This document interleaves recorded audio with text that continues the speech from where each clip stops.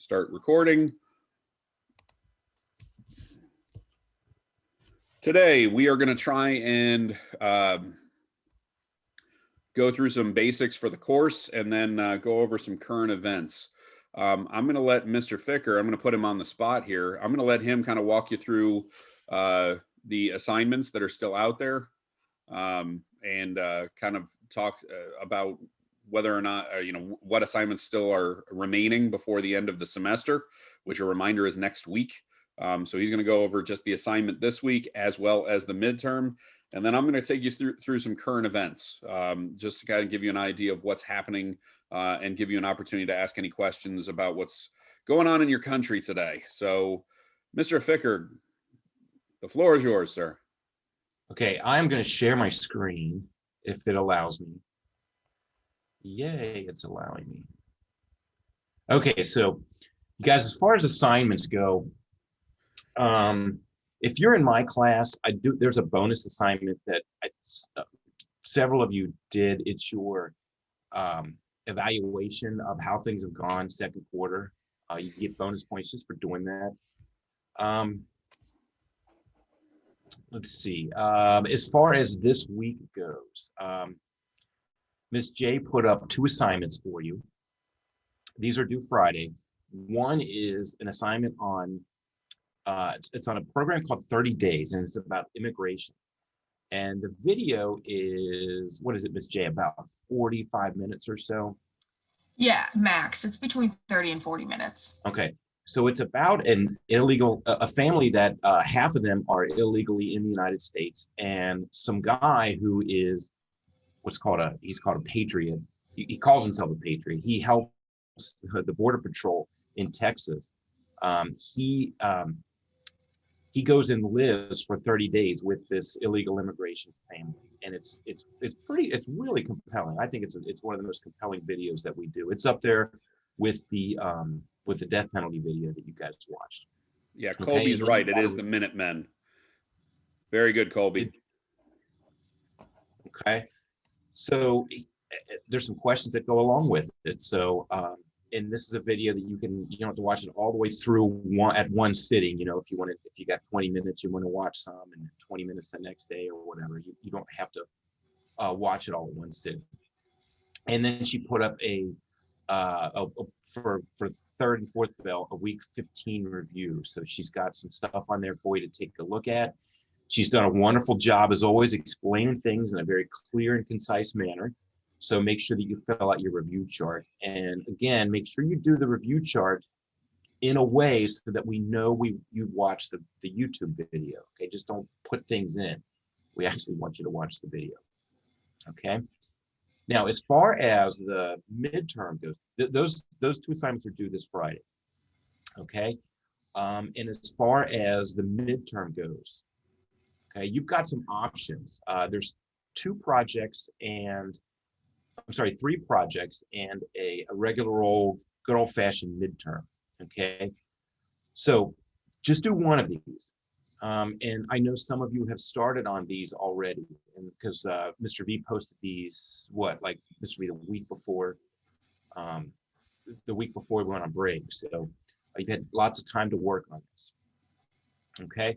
For 2 of these, we have a template for you that you can use. One of them is a book project, and then the other one, the 4th one, is just a regular old midterm exam where you have air questions and other questions that Ms. J put together. Ms. J, how many questions did that end up being?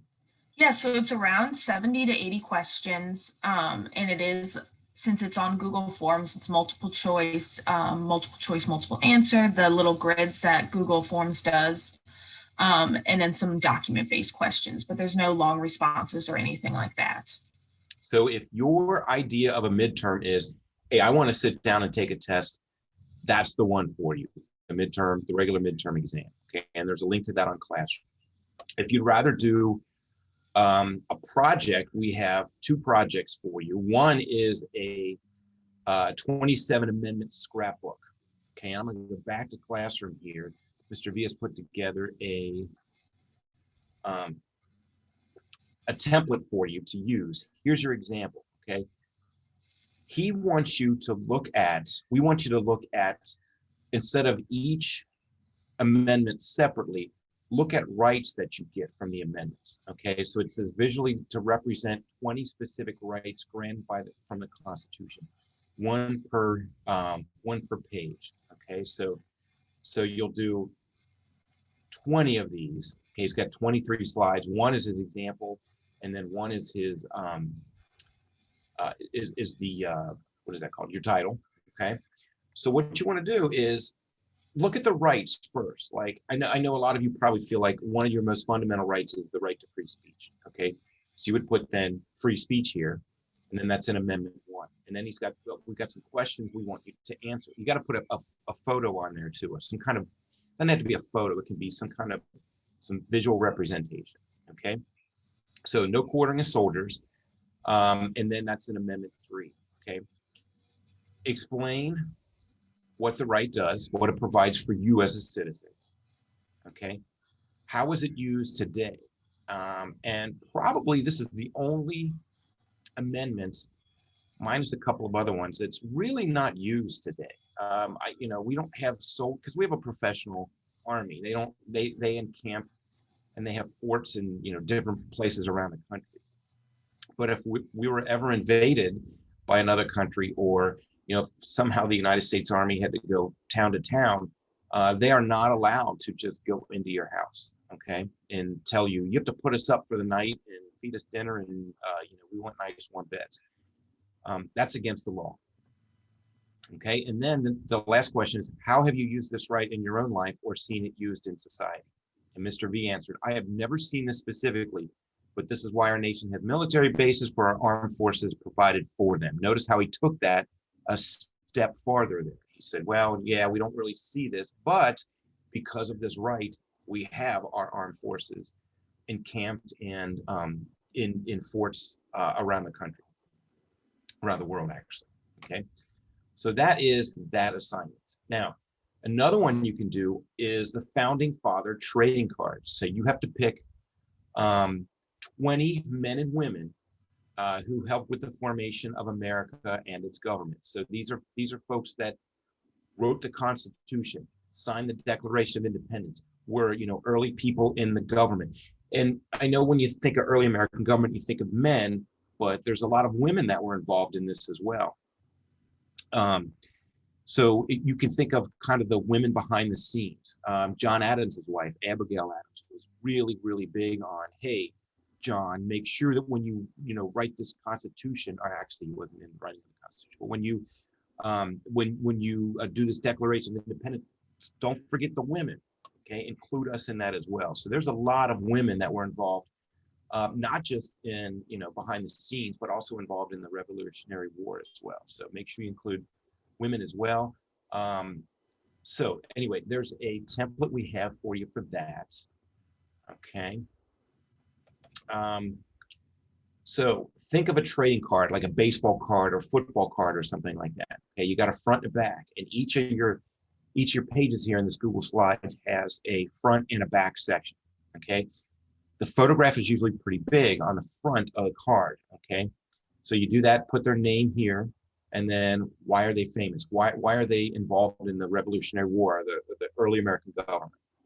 Okay, put a smaller photo in the back, and then specific bulleted lists, some specifics on why this person is important. Okay.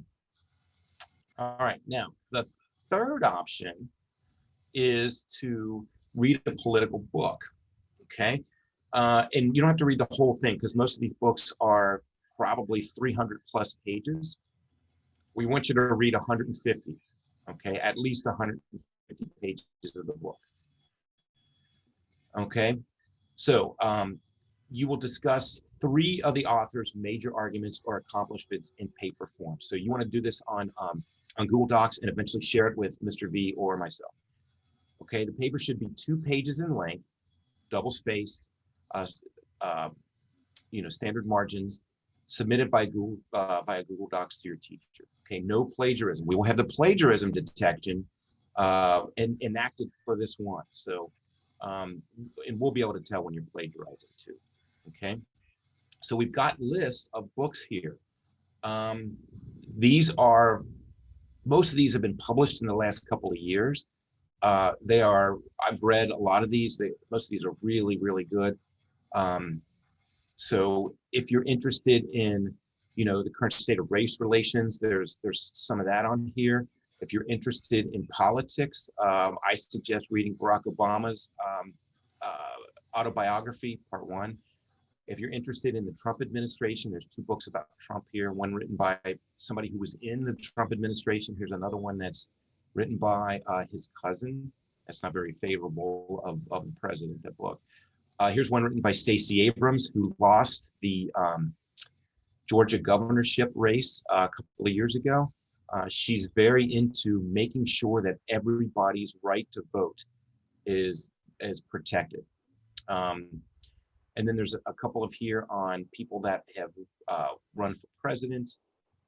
Sarah Huckabee Sanders she was in the Trump administration. Her dad ran for president a couple of times. Sean Hannity has books here. So he's a conservative pundit, somebody who has a conservative viewpoint, but he's always talking about politics. Here's one about a left-winger, Andrew Cuomo. He is the governor of New York. He wrote a book about being governor during COVID-19. Here's one, Melania and Me, which was written by our friend. Melania Trump is the first lady. Destroy America in 3 Easy Steps. I haven't read that one. I don't know, Mr. V, if you could comment on that one. I'm not exactly sure what that one is about. Is that a manifesto for how to overthrow the government of the United States? That was written before all that stuff, but it's really just a conservative kind of mindset of where we're headed and how it's not necessarily the right way to go. So if you're more conservative leaning, that might speak to your mindset right now. And I haven't read the Donald Trump Jr. book, but I would imagine it's the same theme, liberal privilege. How we're probably not as well written, however, though. Yes. And then my favorite book, besides the Obama autobiography, if I could give a shout out for Stamped from the Beginning, and Mr. V, I know you read that one as well. That is a fantastic book about racism and race relations in America, and it's a broad sweep. It starts from the first slave ship, and it goes all the way to the Black Lives Matter protests. And it is a very well written book, and I don't know if you can see the stamp on here, but it won a National Book Award last year because it's so excellent.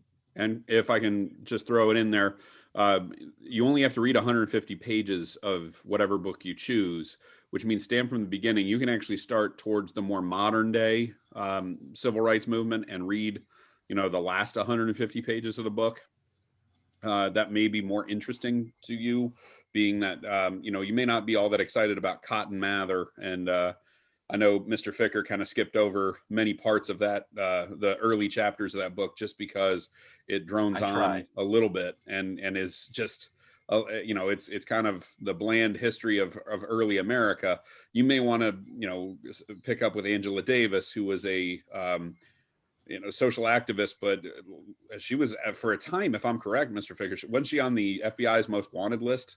Absolutely. Yes. She was a black activist who even the federal government said, we got to watch this girl. And at one point they wanted to arrest her. So, yeah, and she ended up running for president too. So. Yeah. I mean, she's had an interesting life, to say the least. And another thing is there is a,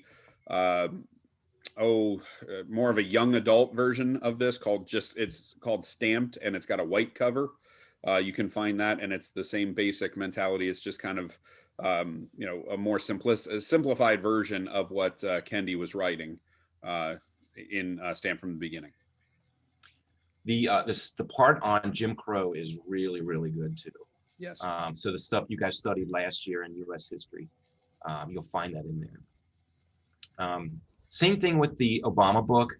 Barack Obama, every president decides to write an autobiography after they leave office. First one I think was Teddy Roosevelt that did that, and but this is part one, and it's pretty lengthy. It's like 500 pages. he goes into his, how he got his start in politics, his running for president, and then really pretty much half, almost 3/4 of his first administration. So depending on what interests you, if you're interested in like, well, what would it be like to run for president? There's some excellent chapters in there about that. If you want to know what it's like to be president for, for the first month, that's about 150 pages in there as well. So take your pick. I thought the best part was him running for president. I found that fascinating. His decision to run, his early primary against Clinton, and then his actual general election run. But even him talking about running for the Senate too. I'm much more into electoral politics than most. I'm not a huge fan of talking about policy. It does get a little dry when he talks about some of the policies that he was trying to put in place. I know some people are foreign policy freaks and would love all the stuff he talks about, as the diplomat function of the presidency. But if I could throw it out there, I thought the election, how he became both a senator and then president of the United States, were fascinating. And that would be easily 150 pages. Yeah, I also like the part where he sat down with his advisors and Michelle Obama and said, should I run for president? Give me the pros and cons. And all of his advisors were like, here's why you should run. Here's why you should run. And Michelle was like, here's why you shouldn't run. And really was not in favor of him running for president. And then, a twist of fate is he realized, oh my God, I am the Democratic front runner. I could win the presidency. I don't know if I'm ready for this. And his wife's like, hey, I told you so. But now that you're in this position, you better finish it. So she was very, very, not very supportive at first, but she said, whatever decision you make, I'm behind you. Really helped him in the campaign too. All right. If you have any questions about the midterm, you can throw them into the chat room now. Mr. V is going to talk about current events, and then I'll answer the questions in the chat room.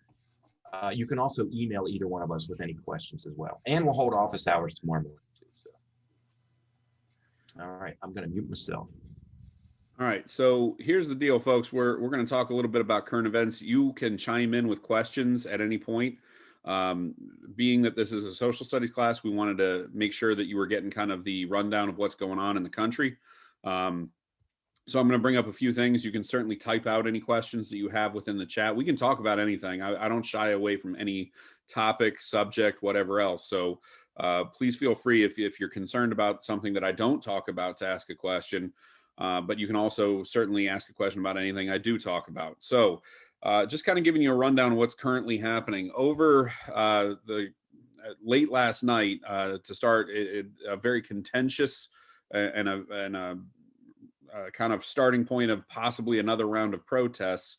The police officers in Kenosha, Wisconsin, who were responsible for the shooting of Jacob Blake. If you remember, Jacob Blake was the young African-American who was shot 7 times and paralyzed. The prosecuting attorney announced late last night that the 3 police officers will not be facing charges in connection with that. 2 of the officers were merely on the scene. One of the officers, the one that actually pulled the trigger, and he shot Blake 7 times. So there were a number of people who were saying, it's one thing to defend yourself with 1 shot, but 7 seems a tad excessive.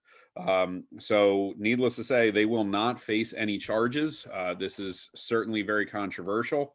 There were protests last night in Kenosha. There will be protests again all day today and into the night again. And if you remember, Kenosha also happens to be the location where 3 protesters were shot by a counter protester a few months back. And that young man is also being held, and he will be charged with murder. He has been charged with murder, but this is a very divisive issue, of course, to be sure, but it's going to get even more with the officers basically not facing any charges. And the justification that the prosecuting attorney used was that Blake was armed. However, he was armed with a knife. Many protesters were furious and saying that that was not enough of a justification for them to basically shoot this young man 7 times. And Mr. V, correct me if I'm wrong, he was shot in the back as well. He wasn't was. He was shot in the back, which again, this is just a bad situation that got that much more controversial overnight. So Wisconsin, the mayor of Kenosha has already issued a stay-at-home order, meaning that if you go out to protest, you can be arrested. But that has not stopped the protests on either side from showing up. So kind of keep an eye on that. Yesterday, we got kind of a precursor of what to expect today in the U.S. House in Pennsylvania. In Pennsylvania, a Democratic senator named Senator Brewster was set to take his oath of office. He had won a very razor-thin margin in November for his Senate seat. And keep in mind, it's a state Senate. This is just Pennsylvania. So he was showing up to basically go through the motions and take his oath of office, and the Republicans in the state Senate basically rose up against it and said, we are not seating him. We are not going to allow him to take his Senate seat. The Lieutenant Governor, John Fetterman, who you can't miss because he's 6'9" and built like a linebacker.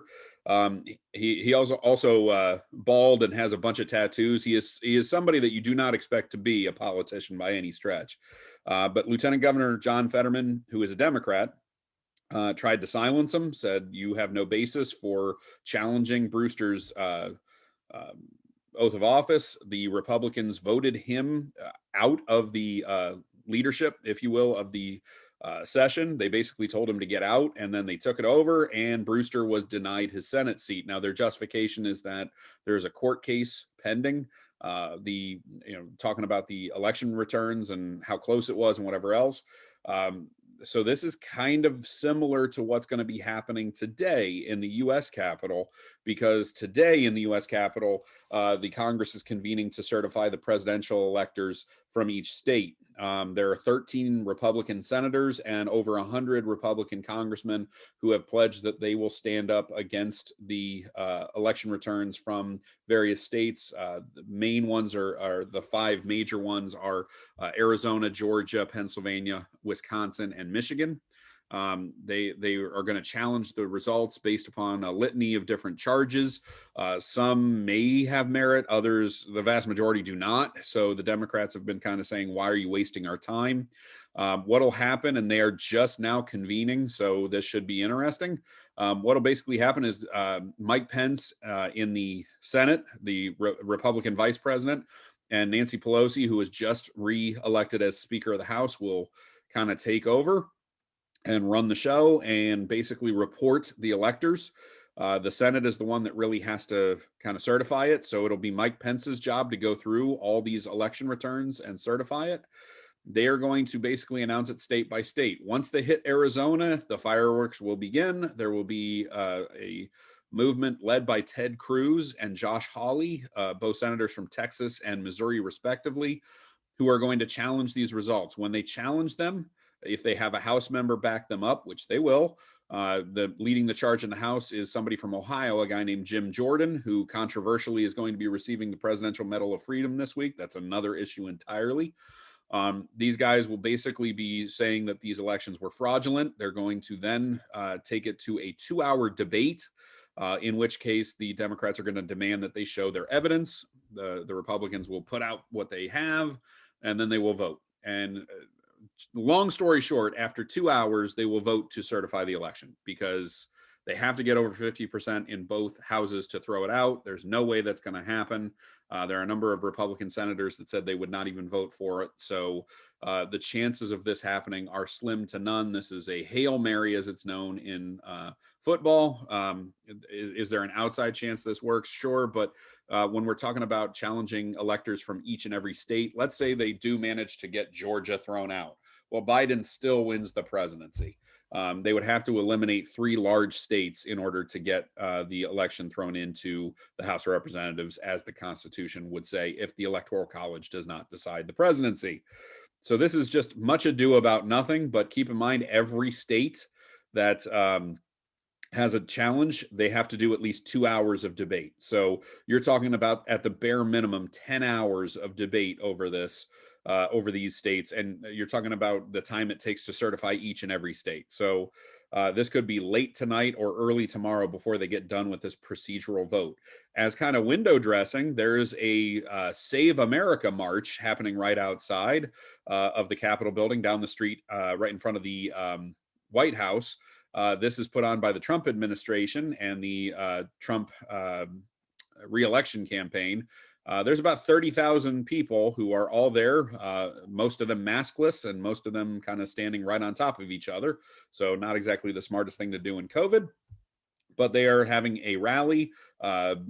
Trump is going to address them at 11 a.m. So if you, excuse me, over lunch want some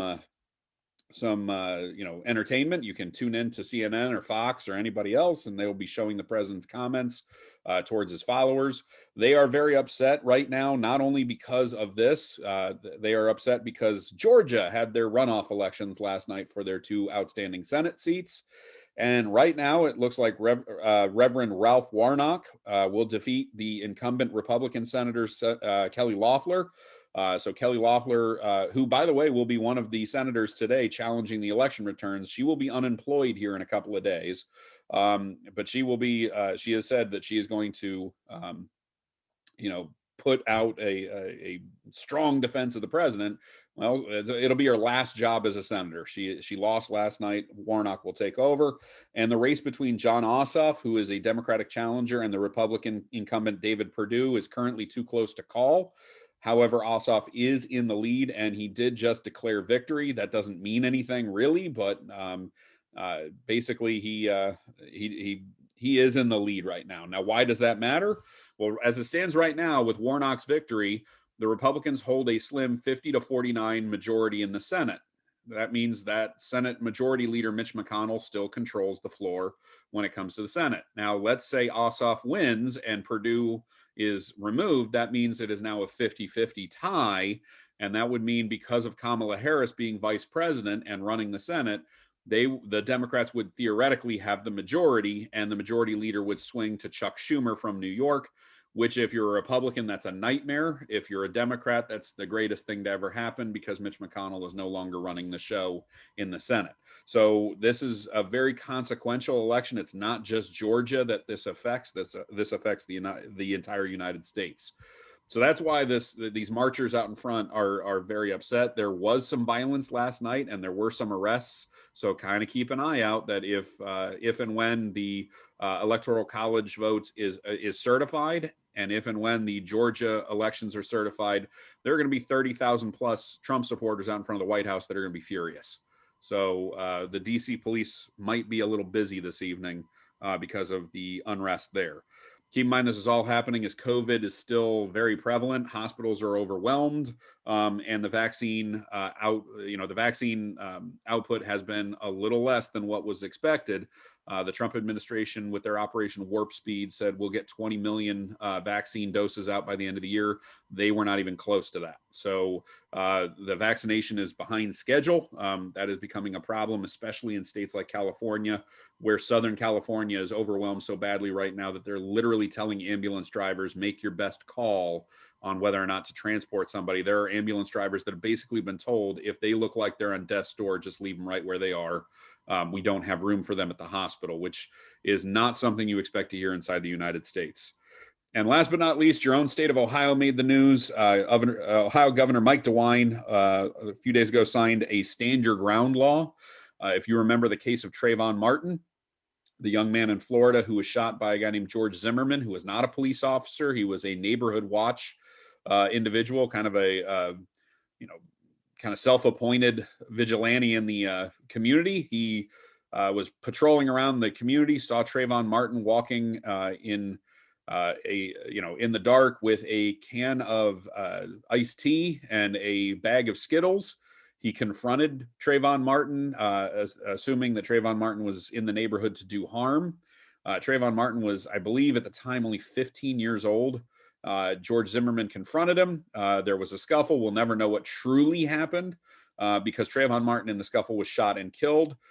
In Florida, they had this kind of law called Stand Your Ground, where if you are armed, you have the right to defend yourself and basically stand your ground. And the idea is, if, let's say, Mr. Ficker and I get into a confrontation and Mr. Ficker, like he always does, tries to punch me, if I pull out a weapon and I say, hey, you need to stop, don't you dare, and he still keeps coming, I theoretically, under that law, I have the right to shoot him.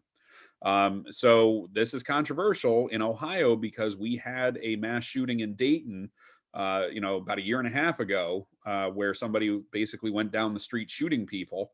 And in the aftermath of that, Governor DeWine literally did tell the people at this rally, or at this gathering, hey, we will do something to limit guns in the state of Ohio. We will, we have to, and basically made the promise that they were going to limit gun usage. His signing of this bill literally is on the side of the pro-gun. Now, if you're pro-gun, then this is totally fine with you. If you're an NRA member and this is, big Second Amendment supporter, then this is kind of what you want to hear. But if you're anti-gun, this is not exactly a welcome bill that has now been signed into law. Now, this will be challenged in the courts. But bottom line is, the governor did not exactly score points with the people in Dayton, who now are saying that he kind of betrayed them by signing this into law. That's what's going on in America and in Ohio at this point. Questions, comments, concerns? I have a question. As far as majority leader of the Senate, that's always a foregone conclusion, because whatever party is in the majority gets to be, chooses their person as majority leader of the Senate, and that makes that person pretty powerful. Who's going to be majority leader now if it's a 50-50 tie? Because the vice president is theoretically the leader of the Senate, and it is a 50-50 tie, she then breaks it. And because Harris is the vice president, theoretically, and it's mostly title at that point, but theoretically the majority leader does go to Schumer. Okay. I didn't know she could cast a ballot, I thought it was tie breaking. I didn't know if it was tie breaking only for, proposed bills. It's tie breaking for leadership positions as well. How about that? Okay. So it's a major shift. If Ossoff wins, which is looking more and more probable, that's a huge shift. Okay, students, it is 10:15. If you have questions on anything, you can hang back.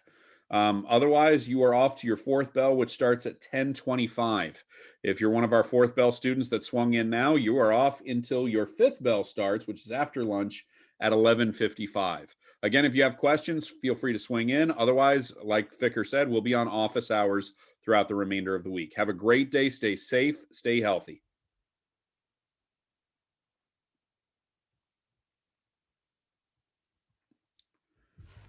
Have a good rest of the day. You as well, Jaden.